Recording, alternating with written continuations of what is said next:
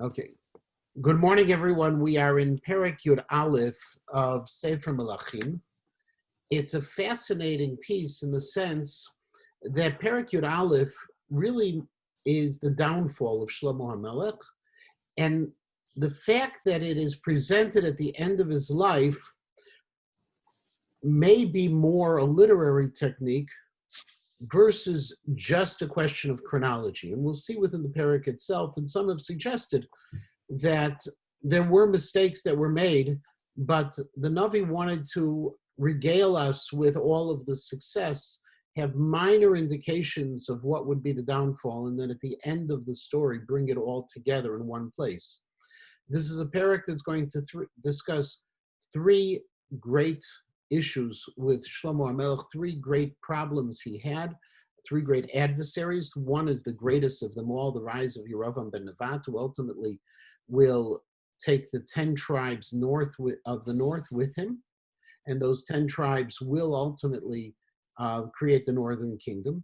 But it starts out with perhaps one of the most famous of his sins, even though he violated two, according to Chazal. The first we talked about last week, with the sense of amassing stable horses and chariots and creating stables, and saying that they came from Egypt. The Torah itself says you're not allowed to have lo yarvelo susim, that you're not allowed to have a lot of horses because it's going to bring you back to Egypt, which is precisely what happened with Shlomo HaMelech. And now in Perek Yud Aleph, we go the step further. And the Pasuk says, V'Melech Shlomo ahav nashim nochriot rabot v'et bat paro. That the king Shlomo. Now, it's interesting that whenever we assign a title, a designation to a person, you have to ask yourself, is there a particular reason why it's this as opposed to Ushlomo? If it just had said, and Shlomo, why does it need to have Vahamelech Shlomo? And so the Dat Mikra actually suggests that there is reason behind it. And the reason behind it is very simply because Shlomo was marrying these women for political purposes. In addition to any other issue you want to assign to him, he was doing this as the king. This was not something that was that foreign in the world. In fact, according to contemporary scholars of the ancient world, even what we're going to assign to him, the great sin of allowing these women to continue to worship idols, was very common in the ancient world. That when a king would marry women for political alliances, that ultimately what they would do is he wouldn't impose his religion, the king wouldn't impose his religion on those wives. Now, that may be common in the rest of the world. It is still considered despicable in a Jewish perspective, but this is happening in the name of the king, Vahamelech Shlomo. And then the next step is Vahamelech Shlomo Ahav. Okay, the Abarbanel though says, you know what? Don't let him off the hook so easily. It's true that he's acting as a king, but this wasn't just political moves, because it says there's an element of love, there's an element of cheshek, of desire that's attached to it. So Shlomo was not just erring on the side of politic at the same time, and it says he had nashim nochriot rabot. And in fact, okay, number one says the Radak, he violated two things. One is, again, he would marry these women from foreign nations. And number two is he married too many of them, violating two issues at the same time. It says, ve'et bat paro. But then why do we also single out Bat Paro? Now we remember Bat Paro, she's been around for a while already. When he built his palace, he also built a separate palace for Bat Paro. We talked about the fact that it shows Shlomo HaMelech great prominence and power, that he was able to create an alliance via marriage with the greatest of the empires in his time, the Egyptian empire. And nevertheless, okay, when it says Bat Paro, there's something else there. The Ralbag wants to suggest that when it comes to the other women, it was, I guess what would be said in Yiddish, a halbetzora. It was wrong, but it wasn't as wrong as with Bat Paro. How is that possible? The other women were foreign women. According to Chazal, they converted. The conversion was questionable, but they converted. According to Bat Paro, converted, but she wasn't allowed to. We had to have a number of generations pass before it would be possible to be able to convert her, and that what hadn't taken place. The Radak says, however, no. The reason we say Ve'et Bat Paro is even simpler. It's just to identify where it all started. The first time when he went ahead and he married Bat Paro, and he had all of these reasons and reasons to be proud of this alliance he's creating with Egypt, and it's one wife, and we could explain away everything. Nevertheless, that first mistake is what led to the cascade of mistakes of marrying so many women. Now, ultimately, Chazal take this and talk about how is it possible that he married all of these foreign women? What's going on? And it's very simple. It goes back to the pasuk which we find in Yirmiyahu, Al yitalel chacham b'chokhmato, that a wise person shouldn't be too proud of his own wisdom. He shouldn't find a way to praise himself over his wisdom, because the wisdom was also his own downfall at the very same time. Shlomo thought he was wiser than everybody else, and therefore the prohibitions which applied to a king, he felt were not going to be his problem. He thought he could outsmart the issue. However, at the very same time, we also know, according to Chazal, and they're unanimous on this, that Shlomo HaMelech did convert these women. The Rambam says in Hilchot Isurei Bia, Perek Yud Gimel, Halacha Tet Zayin, Ulefisha V'Nas'an. Shlomo went ahead, he married many women, he converted Shimshon, and similarly the same thing occurred with Shimshon as well. Okay, so don't think that these great people intermarried in the classic sense, but these conversions were not altruistic conversions in themselves, below al pi beit din gairam, and it wasn't done through a normal beit din process. Chashvan hakatuv ki'ilu hen goyot ube'isuran umdin. That's why they're still referred to as non-Jews. There's a lot of debate in Chazal exactly at what point does a deficient conversion take place. However, what Shlomo HaMelech ruled was these were what we would nowadays consider deficient conversions, and yet they were still conversions. And so as a result, he did it. He was wrong in doing it, and we know he was wrong because he's going to be criticized severely by Kodesh Baruch Hu. He's going to be punished severely by Kodesh Baruch Hu by this. And who were the wives that he married? He married wives Moaviot, Ammoniot, Adomiot, Tzedoniot, Chitiot. He married from these nations all around them, from Moab and Ammon and Edom and Sidon in the north, and the Chitim. He married all of these different kinds of foreign wives. He was wrong.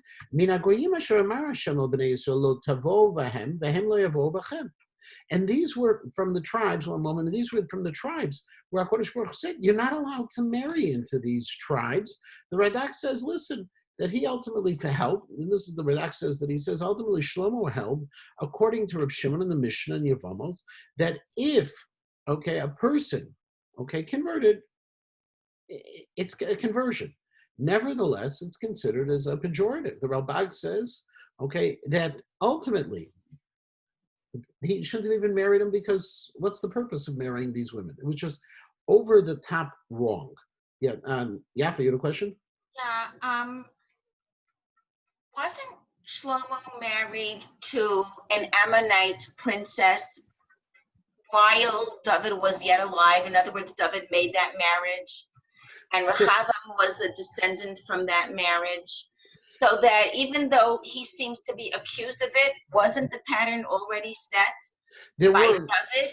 So the issue is, again, the difference between the times, if you remember, in terms of conversions itself, the time of David and Shlomo were times when once we hit that ultimate peace and success, that the classic conversions were not allowed to be done anymore. It could be that conversion took place earlier, that the conversion and the marriage that David HaMelech had set up was earlier, and it could be here that you have the propensity of everything occurring at the same time, and the Bat Paro was the one that Shlomo himself did. I don't have a better answer for it, but I could see a distinction between them. Why? And so the pasuk continues, Lo yavo bachem, achen yatu ed levavchem achrei Eloheihem, behem davak Shlomo lahava. And the reason why you're not allowed to do so is you don't marry foreign women because they're going to bring their their beliefs with them, and it's going to change your belief itself. We know this. By the way, we know this from sociology today and from the demographics of the American Jewish community as well. The number of intermarried couples where the children are raised Jewish and maintain Jewish identity is a very small percentage, no matter what they say. It is normally larger when the mother is the Jewish one, because they're Jewish, obviously. But it still occurs when it occurs when the mother is not Jewish. It's a much smaller percentage. So even if we're not talking about kings, we're talking about realities. Vayilo nashim sarot sheva ma'ot. He had 700 wives who were, as the Targum Yonatan says, Nashin Malkim. They were princesses. They were of full status. And Ufilagshim Shloshmot. And he had 300 concubines. The difference halachically between a concubine and a wife is actually the rights. A concubine doesn't have kiddushin and doesn't have a ketubah. Doesn't have the same level of rights as the other women. In the ancient world, women would agree to be concubines many times because it was the only way they were able to rise above the status of their own homes. They came from impoverished homes, from low status homes. They would have go along with something like this. But these were different levels of wives. And again, Chazal are critical of Shlomo because 700 queens, what are you going to do with that? With 700 princesses or queens? How's that going to work? Ziknat Shlomo nashav hitu et levavo. And it was when Shlomo was older already that the wives already turned his heart. Okay, now everyone says, don't think that Shlomo HaMelech went ahead and his heart was turned, as the pasuk says, Achrei Elohim Achirim, to worship idols. That's not the case. But because Shlomo HaMelech didn't take a position on this, and he allowed these wives to bring this idolatry, in fact, more than bring this idolatry, to openly worship these idols, he's found to be at fault. Okay, in that sense, when it says in the remainder of V'lo haya levavo shalem im Hashem Elokav ki levav David aviv, he wasn't complete. His heart wasn't complete with God like David. What do you mean his heart wasn't complete with David? Because very simply, if David HaMelech suggests the Navi had come across this with a wife, he would have thrown the wife out. He would have divorced her and gotten rid of her. Okay? Or, according to the Abarbanel, in a more extreme position, if David HaMelech had discovered such of this, a person who's worshiping Avodah Zarah within his own household, who claimed to have converted, who went ahead and was one of his wives, it would be subject to the death penalty. Shlomo HaMelech went along with it. And because of that, he is wrong, and he's punished as well. In fact, as we'll see in a little bit, Radak points out, not only did he allow them to do this privately, but it was publicly. They're going to be building altars to these idols. Vayelech Shlomo acharei Ashtarot Elohei Tzidonim, and you see that he followed the Ashtarot. Ashtarot was a fertility god of Syria. V'acharei Milkom Shikutz Amonim, and also after the Molech, which was the despicable god. Shikutz is a pejorative term for a god, lowercase g. Okay, just like you have in Yiddish, shkutz, shegitz. It's the same word. Okay, it's something that's despicable. A little creepy, crawly rodent worm is a shegitz. Okay, but the Molech, we know the Molech. The Molech was the ruling god of Ammon. It was the god where there was human sacrifice, or at the very least, there was something very similar to human sacrifice. It's the place we talk about in Gei Ben Hinnom. When we have that concept of Gehenna, which, remember, Gei Ben Hinnom is it's a valley in Yerushalayim. If you want to remember where it is, when you come out of the Kotel and you drive around outside the old city walls, and you get to the first stoplight after driving around that whole long semicircle there, right to your left is Gei Ben Hinnom. That's that little valley. You go up and you go past the Zion Hotel. I forgot the name of the hotel. The Har Zion Hotel or something like that. Mount Zion Hotel, something of that nature. Right there on the right side, you have an amphitheater, and on the left side, and you used to have at the time of 40s during the Matzor, they had the cable car right over Gei Ben Hinnom. All of this is what Molech would create for us. Molech was so despicable that we actually identify the worship of Molech in a way among Jewish people with hell, with Gehenna, because Molech was involved with human sacrifice itself. Vayas Shlomo hara b'nei Hashem v'lo milei acharei Hashem keDavid aviv. And he did evil. And he wasn't complete with God like David, his father, was. David, his father, is going to be his saving grace at the same time, because we'll see that HaKadosh Baruch Hu had promised to David, when David wanted to build the Beit HaMikdash, that he would build it, but his son who would rule after him would build it. And that's why the Melucha, as we'll see, the monarchy was not taken away from Shlomo despite Shlomo's sins, but it was going to wait a generation. So David, we're comparing him from the beginning. His sins were worse than anything David would have ever done. And we emphasize it because that's his only piece that's going to also save him. Az yivneh Shlomo bama lichmosh shikutz Moav. And then, as if things were not bad enough, okay, that because he did not at any time, stop his wives from worshiping the idols, he then went ahead and he allowed them to build bamot. It's not that he himself built them according to the Gemara in Shabbos, Nun Vav, but rather he allowed them to build it. And when he allowed them to build it, what can you do? At that point, he's wrong again. Okay, where did he build them? Bahar Asher al Pnei Yerushalayim. He built this on the mountain that was facing Yerushalayim. Rashi says it's Har HaZeitim. We'll see a little bit later that it was most likely to the south of Har HaZeitim, but it is Har HaZeitim itself. Ulemolech shikutz b'nei Moav, and he also built for Molech. So he had Kamosh, which was the lead idol of Moab, Molech, the lead idol of Ammon. Not only were the women worshiping them, have their little personal idols, but they were serving them in Yerushalayim. And this is also what he did for all of his women, all of his wives. Now, if you notice, they were offering incense. They were making offerings, and they were bringing sacrifices to their gods. Notice its significance, says the Malbim, that all of this is in Lashon Nekeva. Okay, why? Because it's emphasizing once again the point that it wasn't Shlomo doing it, but it was his wives doing it, but he didn't stop him. And because he didn't stop him, he's held responsible. Vayit Anaf Hashem b'Shlomo, and HaKadosh Baruch Hu became angry with Shlomo because God had appeared to him twice. He turned away from God. This is not just the smartest person in the world, the wealthiest person in the world, the person who has accomplished so much, but it's also a person who had actually interfaced directly with God twice. And this is something that you don't believe, that you don't accept being able to happen. And therefore he commanded against him, and God had told him about this when he built the Beit HaMikdash. God had told him, and he didn't pay attention. Yeah, Shoshi. Where's Shlomo's advisors and, where's everybody? Everybody is disappeared on the scene. Everybody has disappeared on the scene, and no one is telling Shlomo, apparently, because remember, Shlomo is the smartest person in the world. Shlomo is the most successful king we could ever imagine.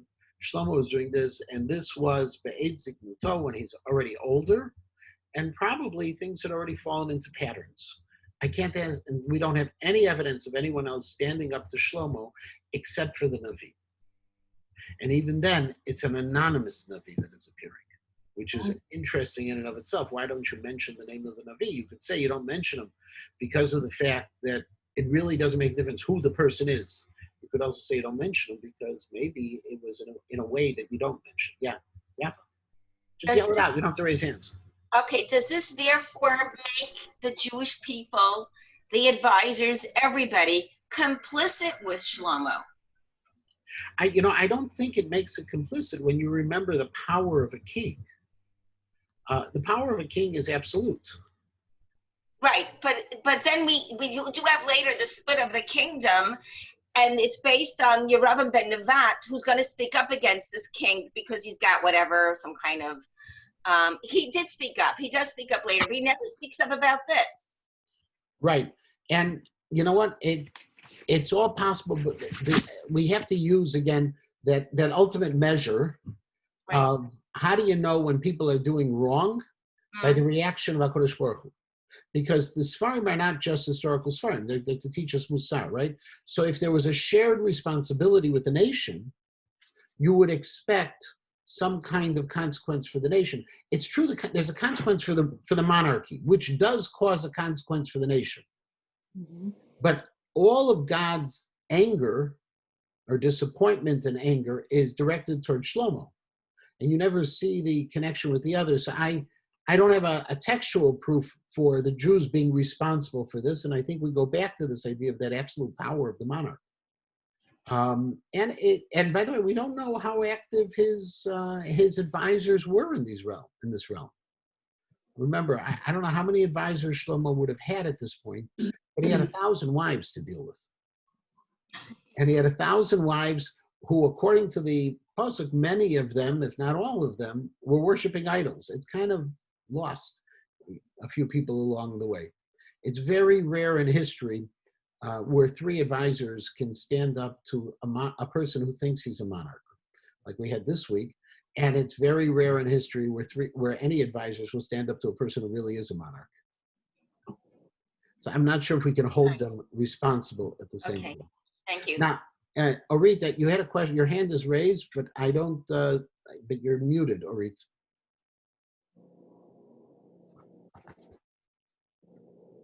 Okay. Well, one of the nice things of this. Let's keep on going then. Now, remember, God had commanded him about this whole idea, and when God had commanded him about it, He commanded him in Perek Gimel, "V'im telech b'drachai," right? L'shmor chukayim mitzvotai kasher lach David avicha. He commanded him again in Perek Tet, "Im shuv teshivun atem u'vneichem me'acharai." If you're going to go ahead and you're going to leave me, so this is not something that would have caught him off guard. He violated 2 things that are in the Torah that a king can't do: susim and nashim, horses. Having too many horses, which would make you create alliances with other nations, and too many wives, which will distract, and ultimately the Torah said they're going to make you worship Avodah Zarah. Yeah. Rabbi Matanki, you just said you can't fault him for something that's not stated in the text. The text does not fault him for getting the susim, for getting the horses. However, in the previous Perek, we do make a point. Yes, but it's not faulted right. for it. You're right, but he did. And we do, in other words, when there is, we see God being angry with him about that. We also know that he violated those 2 sins. But what he's being punished for is what the Torah says. Okay. I think that's okay. And just to continue, Vayomer Hashem lishlomo, Yan asher hayta zot imach, because of this happening to you. Now, remember, HaKadosh Baruch Hu only appears twice to Shlomo.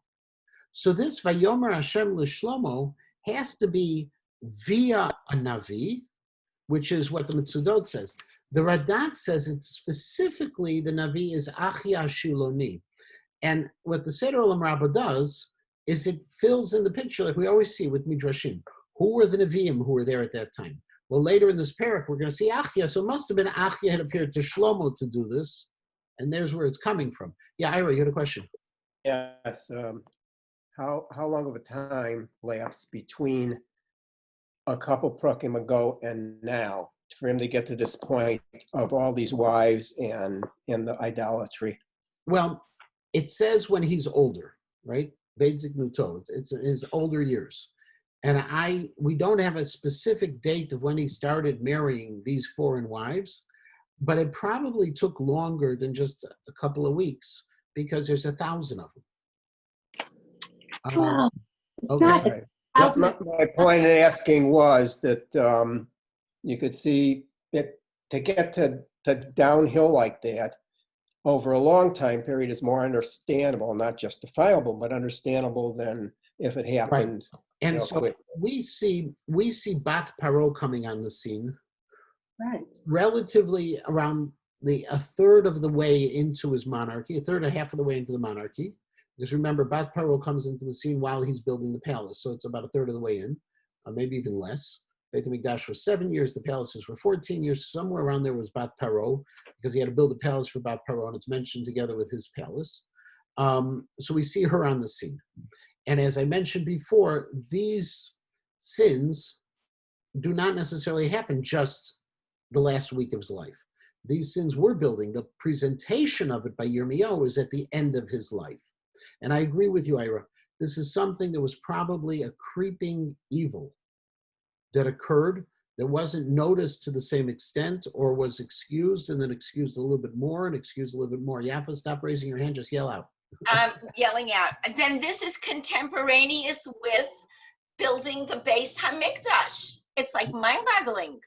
Well, it's after building the Beit HaMikdash. The Beit HaMikdash It's was, mentioned after, but it must have been transpiring. I mean, he must have been marrying them in the, how many years did it take to build the Beis HaMikdash? 7 years, and then he's building his palaces. Right. So, and that was like 7 years, plus he started building 4 years after he knocked off his enemies. Right, that's 11.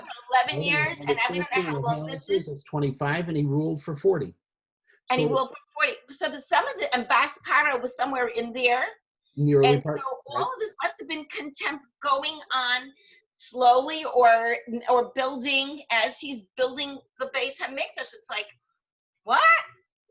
Yeah, I would doubt highly it's while he's building the Beit HaMikdash, for the simple reason of the tefillot and also HaKadosh Baruch Hu's, responses to those tefillot, because otherwise God wouldn't have made those comments to him, which were comments that were made of a person who is innocent of these kinds of sins. Okay, he says very clearly HaKadosh Baruch Hu in Perek Gimel about it. So would it cover the last 20 years of his life? Would it cover the last 15 years of his life? Would it cover the last 10 years of his life, or 5 years? I don't know, but it's in the second half, let's say, of his monarchy. Yeah. So just following that same line of thought, if you go back into the psukim that you just read, he marries all these women, but they don't turn his heart until he's older. So the marriages could be taking place earlier, and he's got the whole thing under control. And then when Le'asik Nassau, yeah, when the he's problem older, is, like boom, the whole thing, the ball drops. yeah, the problem is that HaKadosh Baruch Hu makes everything contingent on his following the Torah. Right. And so marrying many wives already violates the Torah. It doesn't bring it to the conclusion, that the tragic conclusion that we see in this week's Perek, but it already would be violating. So again, I would say it has to be after those kinds of exchanges with God had occurred. Because otherwise, HaKadosh Baruch Hu wouldn't be talking to him like a person who is innocent, a person who is sacred. So I don't have an exact year. I think all of these points, yours and Ira's and Shoshi's, all make sense in the sense that it was gradual, that it hit the apex of sin much later in his life. And it was not that all of a sudden, they get married and they start worshiping. It's entirely possible that they got married and it took a little bit of time until they started worshiping as well, or, falling back into their own former habits. Didn't Shlomo ask for Chachma? Isn't that what he asked HaKadosh Baruch Hu for? Yeah. And didn't Hashem answer him back with Chachma and with Osher? Right. So do you think maybe that Osher maybe was a test or was something? So again, with Chazal see the problem was not the Osher. Chazal see the problem with the Chochmah. There's a famous Netziv, I quote it often. The Netziv says on the Birkat Kohanim of yesterday's Parsha, Yivarecha Hashem v'yishmerecha. God should give you blessing and he should guard you. Says the Netziv, he should guard you from your blessings. That every blessing you have contains within it a potential threat. If you're given chokhmah, you can violate, you can think you're too smart. If you're given riches, you can think you're too powerful, and we go on and on. Here was a case where al yitalel chacham b'chokhmato, that he regaled in his wisdom, and he said, look, the Torah said, in fact, where part of where the Yerushalmi talks about this as well, that what happened here is the Torah gives reasons, okay, for two mitzvot. The two mitzvot it gives reasons for is don't have horses because it'll make you go back to Egypt, and don't marry wives because they're going to turn your heart towards idolatry. Mhm. And says the Torah, says the Gemara, look what happens when the Torah gives reasons for the mitzvot. Someone rises up, Shlomo, and says, okay, I got the reasons. I'm not going to fall into the trap. And then he does. So the fact that we don't have reasons for mitzvot actually suggests that Gemara is a protection for us. In other words, we always have to think that there's something more that I'm not aware of. Where the Torah gives us reasons, we outthought ourselves. It's just as, maybe not just as, it's similar to, early in the rise of the Reform movement in the 1800s. Okay, they rejected kashrus. The Pittsburgh Platform, the late 1800s, they rejected kashrus. Why? Because they decided that kashrus was something that was meant for health reasons. I'm sure we all grew up probably with hearing those same things. Nowadays everything is healthy. You don't have to worry about it. In those days, the rabbis thought about keeping kosher was healthier. Okay, once you convince yourself, I know the reason, I can work around the reason. So here are two mitzvot that Shlomo knew exactly the reason for him because the Torah is explicit with him, and his wisdom got the better of him. He was too smart for himself, or as we would say, he outsmarted himself. Same thing. Back to Pasuk Yud Aleph. I'm going to try it again. Vayomer Hashem l'Shlomo yan asher hayta zot imach v'lo shamarta briti v'chukotai. And you didn't fulfill what we had said you had to fulfill. Asher tziviti alecha, which I commanded you. Karoa ekra et hamamlacha me'alecha u'netatia la'avdecha. I am going to tear the melucha from you, and I'm going to give it to one of your servants. Now, one of your servants can mean one of your important servants, not one of your slaves. Yeravam ben Nevat, we're going to see, who had a significant role in the government, and he was going to get it. Ach biyamecha lo ahsena, but I'm not going to do this while you're alive, leman David avicha, because of David. This goes back to Tehillim Kuf Lamed Bet, Pasuk Yud Aleph, where HaKadosh Baruch Hu swears to David, okay, Emet lo yashuv mimena, okay, I'm never going to take this away from you. I'm not going to take it away from you. I'm going to give the Beit HaMikdash to your next generation. And therefore, it was given to Shlomo, and Shlomo wasn't going to lose it because of David, but Miyad bincha ekra, I'm going to take it away from your son. Rak et kol hamamlacha lo ekra shevet echad eten livnecha. But I won't tear apart, won't take away the monarchy entirely from him. There's still going to be this concept of the Davidic dynasty. One shevet will stay with you. Now, the one shevet is a little bit of a problem because we know that really more than one shevet stayed with him. Okay, Yehuda is the shevet that obviously is staying with David or with Shlomo. It's his own personal tribe. Binyamin stays with Shlomo, says the Radak, says the Ralbag, simply because they both shared in this area of the Beit HaMikdash. If you think about it, the Beit HaMikdash was divided between them according to one position in the Gemara. Okay, now as a result, and in fact the Mitzvah says the same thing, they shared, and so therefore they were together. We're not forgetting really about Shimon, which was Afitzem. They were within the tribe of Yehuda. So like when we talk about the 10 tribes, remember the 10 tribes, there's really 13 tribes, okay, because Yosef is divided into two, but the other three, there's 3 in the south, and those 3 in the south are going to say, we refer to them as a single shevet. Now, interestingly, why again is it possible? Well, one possibility again is, why do we call them a single shevet? Is because they had a joint ownership over the Beit HaMikdash. There was intermingling, in a sense, between the two shvatim. The other possibility, and I haven't seen this anywhere, but to me it seems somewhat logical, is if you think about it, Binyamin and Yehuda were the only shvatim that had a sense of national unity, because both of them had kings who ruled over all of Klal Yisrael. Shaul and David and Shlomo. And so there's a natural alliance. They understand this idea of, and I'm not using the modern terminology, just use the classic terminology of greater Israel. And so they were going to stay together, and it could be an alliance based on geography. It could be an alliance based on shared property, and it could be an alliance shared on values and the value of the What? monarchy. Oh, okay. Come to Now recognize. you can't go out. Right.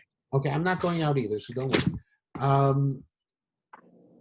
In terms Rabbi? of Oh. Leman David Avdi, Uleman Yerushalayim Asher Bacharti.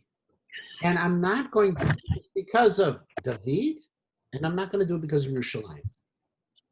Vayakom Hashem Satan Lishlomo. Now, Hashem goes ahead, and he It's brings muted. up before Shlomo a Satan. Okay, a Satan. Now, a Satan, we know Satan. But a Satan, and I want to welcome Shmuel Brandman, who's on the shir. Welcome from Israel, Shmuel. But a Satan is the idea of a person who is your adversary.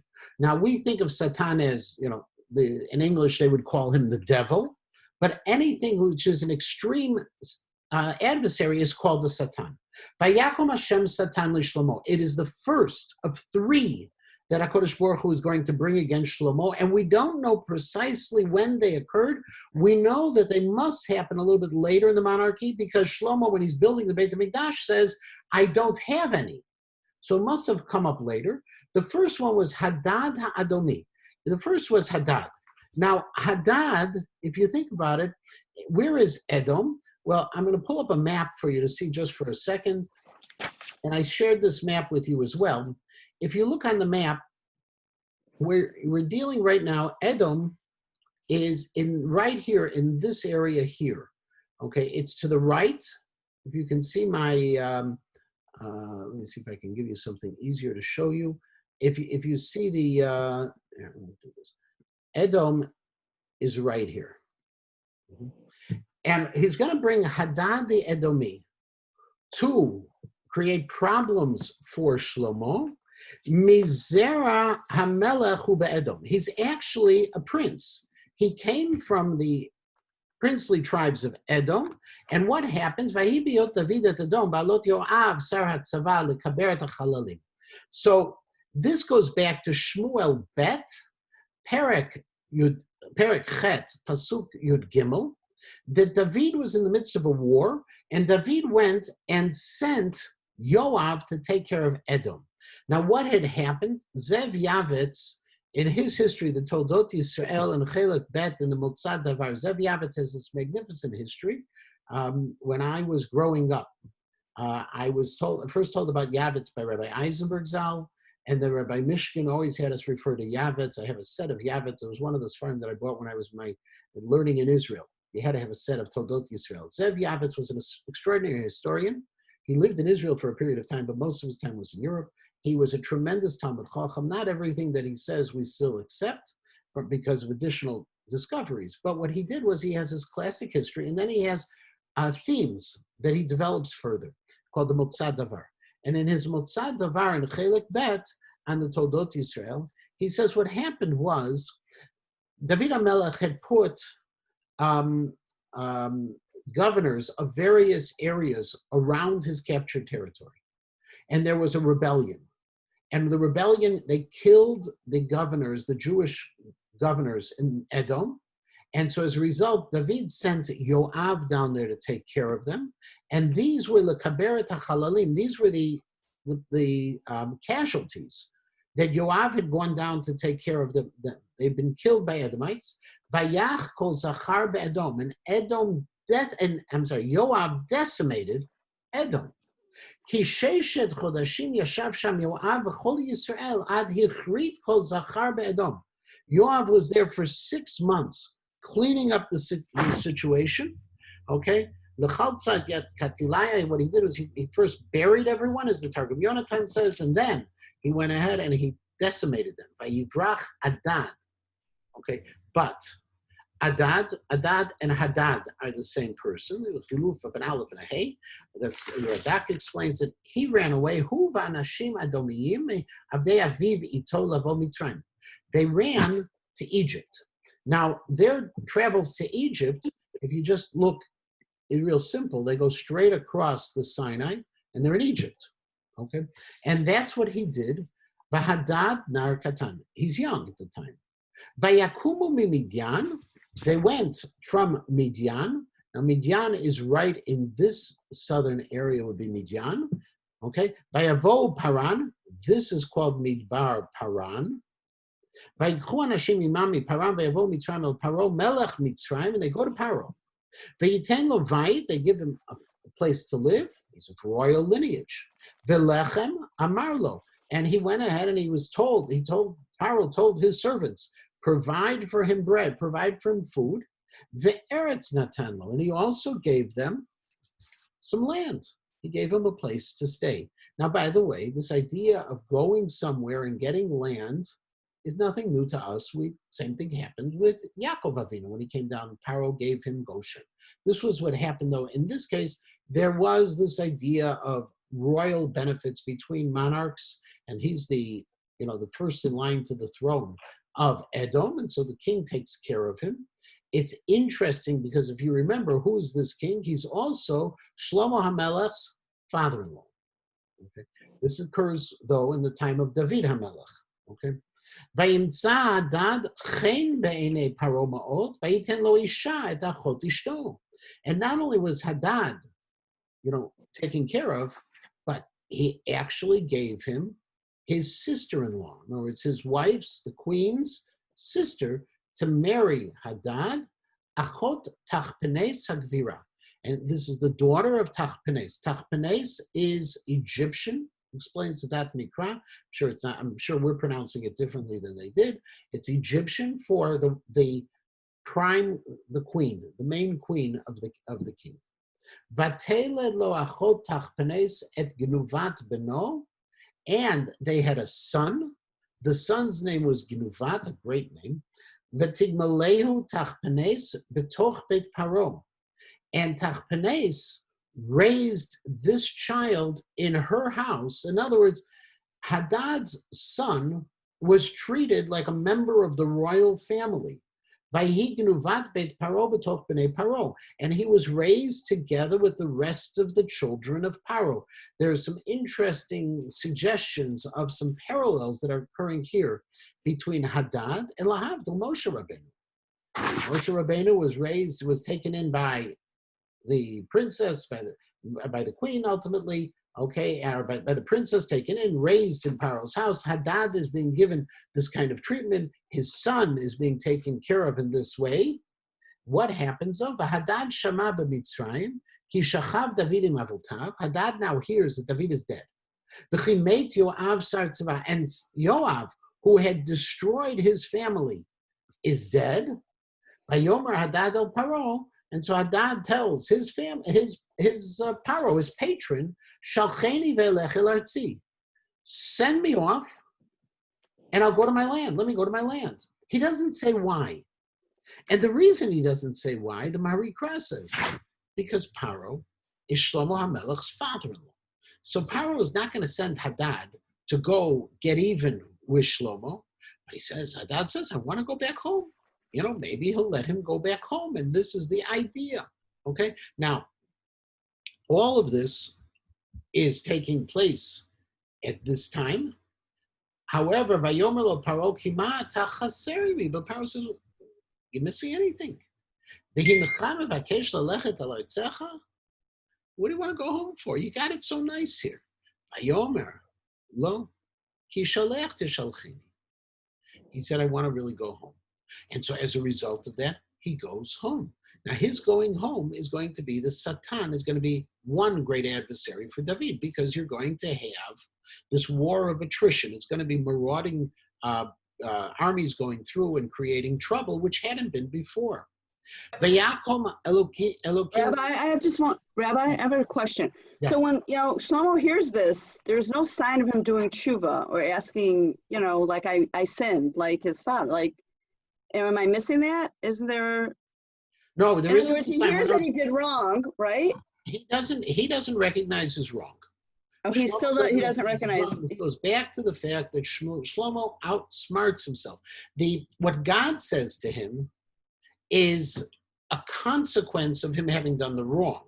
This first Satan, okay, again, we don't know exactly when Hadad shows up on the scene, because according to what Hadad wants to do, it's early in Shlomo HaMelech's reign. Right? He tries to go right when David dies, when he hears that David dies. That doesn't have to be the day David dies, it can be soon after. But he tries to get there early. We also know that at the beginning of Shlomo's reign, he says, Ein Satan. Okay? He says, Shlomo says, I don't have any adversaries who are out there making trouble for me. But on the other hand, okay, that could be where Paro first told Hadad, don't go. But he does go at some later point. So all of these are happening, and Shlomo just doesn't get it. One second, is Hadad an uncle to Shlomo's wife? Hadad, no. It's Hadad, it's his yeah. sister-in-law. I don't know if it's the same. I don't know if the Bat Paro is the same mother. Because Paro had multiple wives also, and we don't see any indication of it. So I don't know. I haven't seen. But they're somehow in the same family. It's the bigger mishpacha. They were all invited to the Hanukkah party together. Because Paro could have 1,000 wives. Rabbi Mateki, if he goes back to his land, and this was land that was conquered by David, and all he does was wait for his nemesis David and Yoav to be No, dead. he doesn't come back till after they're dead. He goes back under Shlomo's rule. It'll be during Shlomo's rule where he shows up. So he's going to be like nationalizing or something, waiting. No, he's going to be a small band of marauding bandits, and that Shlomo that's going to constantly be creating problems for Shlomo. In Edom. It's not like he's reclaiming Edom, because he can't yet. Vayakom Elokim lo Satan, and HaKadosh Baruch Hu gave another Satan, et Rezon ben Eliada, asher barach me'ed Hadad Ezer melech Tzova Adanav. And there's another one, and this one comes from Tzova, okay, from Melech Tzova, which is to the north, and also here is a person who ran away. Okay, and this person ran away, and what happens? Vayikbotz alav anashim v'yelosar gedud b'harog David otam v'yelchu Damasek v'yeshvuva. He had run away after a defeat by David. He had gone to Damascus, and that's where he was living. V'yimlichu b'Damasek, and he became a king in Damascus. Vayisatan liYisrael kol yemei Shlomo. And he was this adversary, this problem, all the years of Shlomo. And the problem is, Shlomo said, I didn't have a Satan back in Perek Gimel. So, according to the Radak, we're talking about all of the later years. We're talking, this whole thing is focusing on the later years. So, of all of those later years, he was a Satan. V'tara asher Hadad, okay? And also, the Razon was together with the evil that Hadad was causing, okay? Vayakotz b'Yisrael v'imloch al Aram.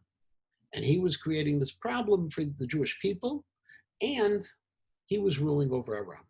So now you have, if you think about it, to the southeast, you have marauding armies of Edom. To the northeast, you have another problem rising there. And now comes the third Satan. V'Yeravam ben Nevat Efratim in Hatzareda. Okay, and there's Yeravam ben Nevat. Now the Gemara in Sanhedrin says that this Yeravam ben Nevat, the Nevat was Micha, and he was Sheva ben Bichri. Okay, Micha from the Pesel and Dan, and Sheva ben Bichri, who rebelled against David.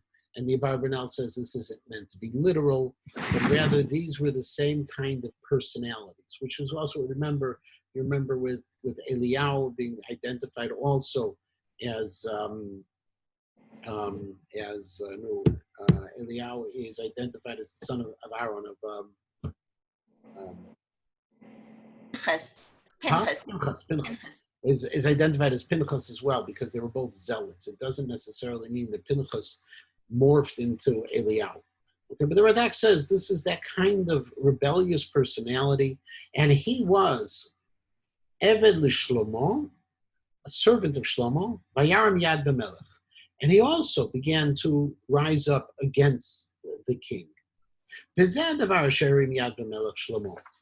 Banat Hamilo. And this is what his complaint was against Shlomo. He says, listen, Shlomo, you filled in the Milo.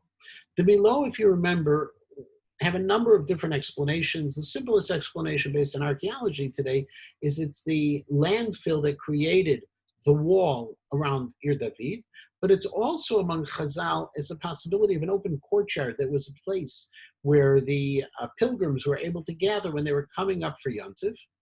And that's where Shlomo, we're told, put together the broader complex for Bat Paro. Not just her palace, but also where his servants were. Sagarata Peretzer David Aviv. And what he's claiming, Yeravam, is saying, you know what, David went ahead and he opened up all different entrances to the Beit HaMikdash, to Harabayit, so people should be able to worship. You're closing up access. You're pulling up the bridges. You're closing all the access and it's making it more difficult. And why are you doing it? You're doing it just because of this wife of yours, and you shouldn't be. Vayis Yeravam Gibor Chayil. Okay, this before the rebellion, he was already known as a heroic figure. Vayar Shlomo et Hanar ki oseh malachahu ve'afkedo to l'chol sevel Beit Yosef. And Shlomo had actually given him a big job. He was responsible, as the Targum Yonatan says, l'chol maskei misim de Beit Yosef. He was the assessor, the tax collector of the whole area of Yosef's tribes. These are again very important people. He was placed over because he had these talents. But Yeravam leaves Yerushalayim because he's making this trouble. So he literally leaves, runs away. And Achya finds him along the road. And he is wearing a new cloak. Now, or new garment. Who is the he? We're not really sure. There's a machloket.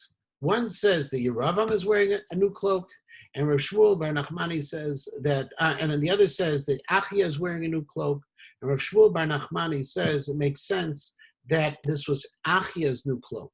Okay, now remember cloaks. We've had cloaks before at the time of the end of a monarchy, and we had that, if you remember, with Shaul, where his cloak was torn by David. Okay, and that was symbolic of him losing the monarchy. Ushneim levadam b'sadeh, and they're by themselves in the field. No one else is around, so no one could witness what was going to happen. Vayitpos Achya b'salma chadasha asher alav, and Achya grabs this garment. Vayikra shnei masar kraim, and he tore 12 tears into it. Now, shnei masar kraim, interestingly, says the Mitzvot. That means if you tear 12 tears, that means you have 13 pieces. Okay. Which also makes sense if we think about the number of tribes that are going to be affiliated with it in a minute. But normally most say he tore it into 12 pieces, most of them are fortune. Vayomer Yeravam, and he says to Yeravam, Kach lecha asara kraim, take 10 pieces. Kicho amar Hashem Elokei Yisrael hineni koreh hamamlacha miyad Shlomo, because that's what HaKadosh Baruch Hu said. I'm going to take this from Shlomo, but natati lechat asara shvatim. Now he's filling in, Achia is filling in what we didn't know before, exactly how it's going to play out, that he's going to get 10 parts of the Melucha, and this whole thing is obviously all symbolic. V'ashevet hachad yelo, he's going to have that one group by himself. Now the shevet hachad, again, the shevet hachad here is a problem because it's not just one, it's Binyamin, it's Yehuda, and if we want to think about Shimon. So the Abarbanel says, Vashevet Achad Yelo is really just talking about Binyamin. Because if you think about it for a minute, Yehuda is obviously going to be with Shlomo. So I'm giving him one. I'm giving him an additional one, is the way the Abarbanel explains it, the additional one being Binyamin. Leman Abdi David, only because of David. Uleman Yerushalayim, and only because of Yerushalayim. Yerushalayim is shared property. Ha'ir asher b'charti va mikol shivtei Yisrael. Ya'an asher azavuni v'yishtachavu la'ashtorot Elohei Tzidonim lichmosh Elohei Moav Elohekom Elohei Bnei Ammon, because they've been worshiping these idols. V'lo alchu b'drachai la'asot ha'yashar b'nai v'chukotai u'mishpatai keDavid Aviv, and because they're not doing what the right thing like David would do. I'm going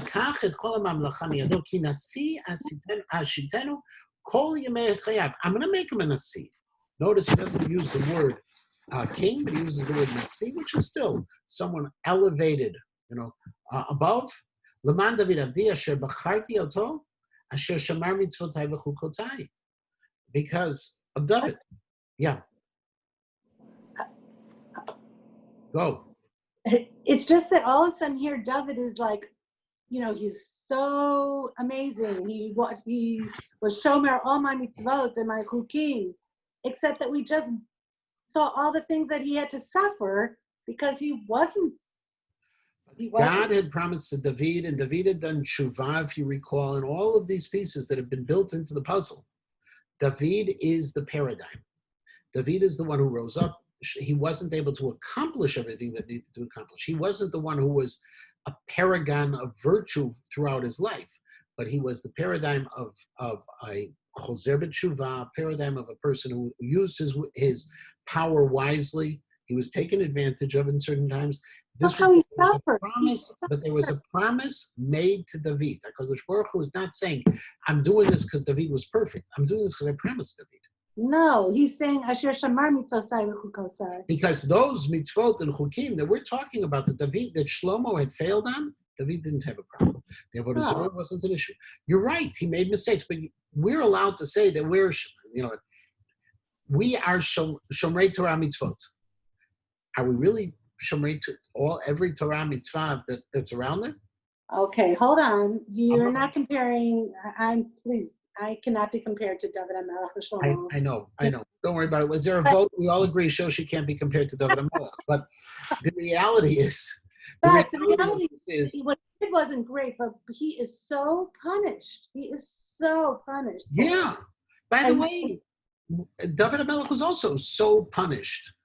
The whole idea, is the idea of power and dynasty. Wait, I lost all that. Baruch Hu, by the way, doesn't take it away permanently from them. Okay, if you notice, if we're gonna get there. Okay, ultimately it's going to go back to him. Okay, and there was a promise that it should have gone back to Malchut Beit David, and the split shouldn't have happened totally, according to the Medrash, which is based on the Psukim as well. I don't want to lose too much. I'm going to just I got to get a few more Psukim, even though we're almost at the end of the Perek. Let's see if I can get to the end of the Perek. If you give me another 3-4 minutes, I'm going to go a few minutes over time. I apologize. I'm going to take away the monarchy from his son. I'm going to give it to you, Yeravam. 8 Aser Tashvatim, the 10 Shvatim. Believe no, Eten Shevet Achad, Manayot Nir LeDavid Avdi Kol Hayamim. So you'll be the Nir. Nir is like a ner, a candle. Rashi says is actually Nir is a power, is an element of memshala. Lefanai b'Yerushalayim ha'er shebacharti li l'sum shmi sham v'otcha ekach, and you I'm going to take u'malachta l'chol asher taveh nafshecha. You can rule like you want to rule. Vayita melech al Yisrael. You'll be a king. Now, when it says you can do however you want to do, that is only vaya'im tishma et kol asher tzaveh. Only if you're following the Torah. You can't just go ahead and do whatever you feel like doing. You have to be faithful. If you're going to follow in my path and you're going to be faithful to me, to be able to keep the laws, because Yeravam is giving the same rules as David had, as Shlomo had. I'm going to be with you. I'm going to build for you a dynasty, just like I did for David. But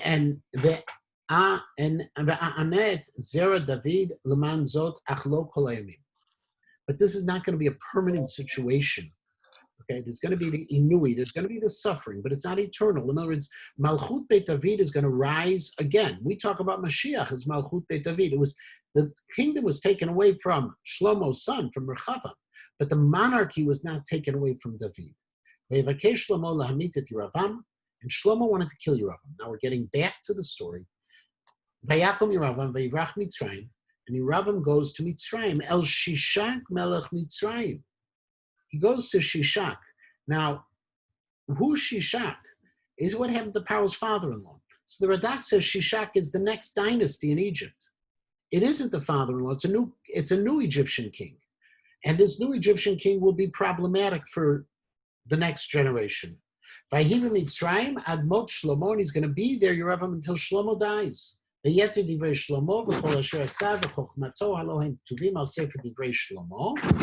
And everything else is written in the Chronicles of Shlomo. V'hayamim asher malach Shlomo b'Yerushalayim al kol Yisrael 40 shana.